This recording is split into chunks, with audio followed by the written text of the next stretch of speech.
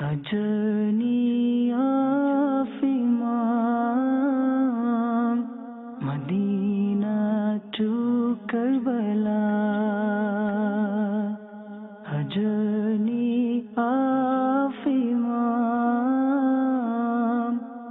Madina to Karbala. الحمد لله رب العالمين والصلاة والسلام على سيد المرسلين أما بعد فأعوذ بالله من الشيطان الرجيم بسم الله الرحمن الرحيم الصلاة والسلام عليك يا رسول الله وعلى آلك وأصحابك يا حبيب الله الصلاة والسلام عليك يا نبي الله وعلى آلك وأصحابك يا نور الله صلى الله تعالى على محمد صلى الله عليه وسلم. My dear Islamic brothers and viewers of Madina channel, there are many blessings of reciting Durood Pak upon Rasulullah sallallahu alayhi wa sallam. Indeed, the best of creation, the Prophet of mercy, the intercessor of the Ummah sallallahu alayhi wa sallam has said, O people, undoubtedly on the day of judgment the person amongst you who will attain salvation from the terrors and the accountability of that day will be the one who would have recited salat upon me in abundance in this world.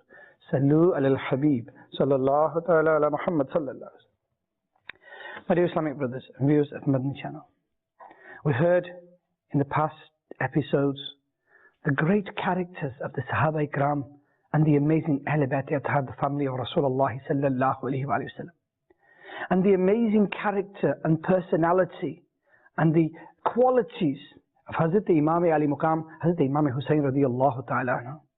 This great servant of Allah Azza wa Jal and great lion of Allah Azza wa Jal was such an amazing personality that from the time that he graced this world to today, people are mesmerized by his intellect, his patience, his steadfastness, and above all else, his love of Nabi Kareem sallallahu alayhi wa sallam.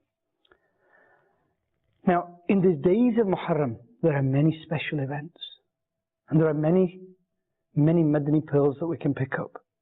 And we know that in these days, it was in the plains of Karbala that Hazrat Imam Hussain, Hazrat Imam Ali Muqam, Hazrat Imam Hussain radiyallahu ta'ala was martyred. But there was a background to that. There was a pasi manzar of what happened. Because we know that Nabi Kareem sallallahu alayhi wa sallam had predicted, amongst millions of other predictions, that Hazrat Imam Hassan radiyallahu ta'ala anhu would stamp out fitna and would make reconciliation between two groups of Muslims by bringing them together. And he had done that. When Hazrat Ali radiyallahu ta'ala anhu was martyred, Hazrat Imam Hassan radiyallahu ta'ala anhu became the leader of the Muslims. And then there was a disagreement. And Hazrat Amir Muawiyah radiyallahu ta'ala anhu was on one side, and Hazrat Hassan radiyallahu ta'ala on the other. And we know that on certain conditions, to stop this fitna from getting out of hand and the two groups of Muslims becoming enemies, Hazrat Imam Hassan radiyallahu ta'ala anhu, as predicted by the best of creation sallallahu alayhi wa sallam, gave up power on condition to Hazrat Amir Muawiyah radiyallahu ta'ala anhu, a great sahabi of Rasulullah sallallahu alayhi wa sallam. Then Hazrat Amir Muawiyah radiyallahu ta'ala anhu was the Khalif. He had a son, and this son was called Yazid.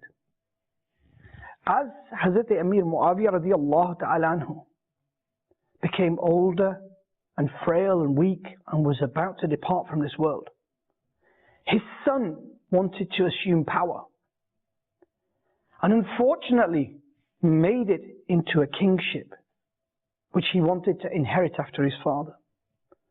Now the difficulty was that Yazid was of bad characteristics.